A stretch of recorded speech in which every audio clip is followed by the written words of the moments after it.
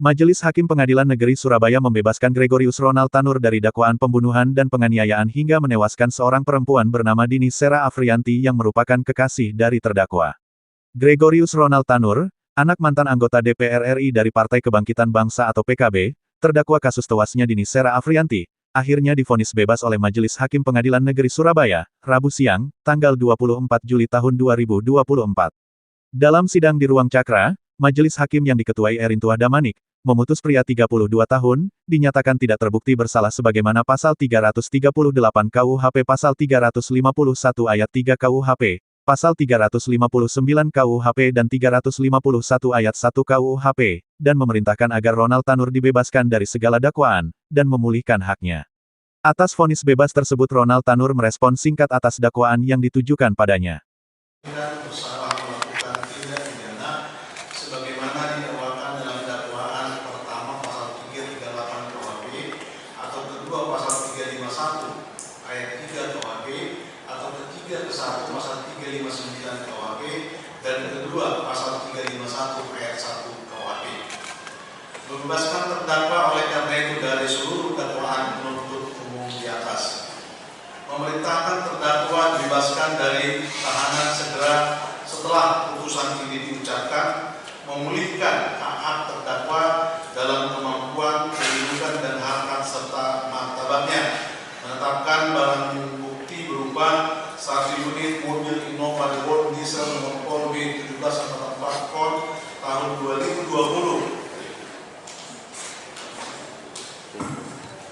1 potong model warna abu-abu, 1 pasang sandal warna hitam, 1 buah topi warna hitam, 1 unit HP merek Samsung dikembalikan kepada terdakwa Gregorius Ronald Tanur, 1 unit HP iPhone 11 Pro Max milik korban, 1 pasang anting emas warna perak, 1 buah cincin emas warna perak, 1 buah kalung warna kuning emas berliontin biru, 1 piercing warna perak, 1 buah buku harian milik korban Dini Sera Afriyanti dikembalikan kepada ahli waris almarhum Dini Sera Afriyanti, 1 lembar rekaman vlog, 1 sebentar gimana Mas mau karaoke lagi? Yang penting Tuhan yang buktikan yang benar. Ya, Tuhan.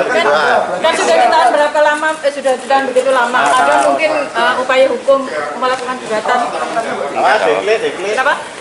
Semua saya serahkan pada kuasa hukum aja. Diserahkan kuasa hukum. Terima kasih teman-teman. Terima kasih Bang. Putusan bebas gimana Pak komentarnya? Jadi saya mengucapkan terima kasih pada rekan-rekan media. Yang pertama, dengan putusan hakim ini ya tentunya kita terima kasih hakim masih punya hati nurani untuk bisa mempertimbangkan sesuai dengan fakta-fakta yang ada.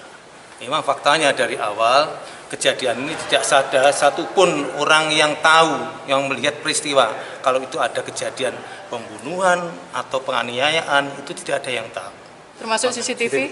CCTV pun itu yang ada kan tidak ada menjelaskan bahwa dia itu terlindas atau dia ditabrak, tidak ada.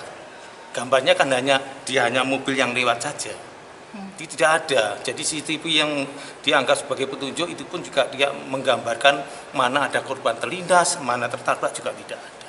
Pak, jadi hakim saya kira sudah selayaknya lah untuk memutus dengan pertimbangan seperti ini. Pak, ini kan terdakwa kan sudah ditahan sekian lama.